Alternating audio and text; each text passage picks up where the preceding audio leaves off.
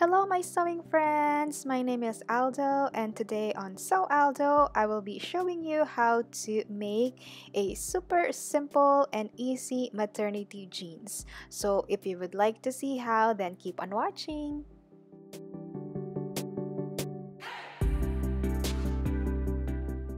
So on today's DIY crafting and sewing is a good clothes recycling ideas. So if you have some jeans that you don't wear anymore, turn them into something like this that is very comfortable.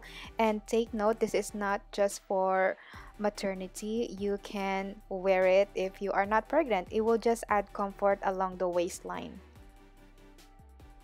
And it only took me about less than 30 minutes to finish this project, and I decided to sew it at the end because I couldn't wait for a few hours for the glue to dry.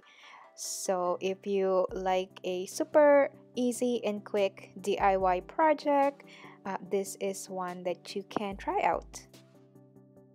By the way, if you are wondering, I got these jeans from Gabe's. As you can see, I got it for $3.50.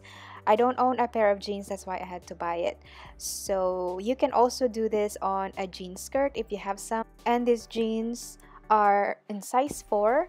So if you are size 4, I might give it away to you. Be sure to leave a comment down below if you would like to participate in the giveaway. So simply just subscribe to my channel, leave a comment down below, and likes this video so I can count your entry or your comment as your entry for the giveaway. And for you out there that likes to sew or have an access to a sewing machine, you are simply going to top stitch it along the curve. As I go along the button here, I kind of do it ever so slowly so I don't accidentally hit the button because it will break the needle. After 10 minutes, it is done, and I'm really pleased with the way it turned out.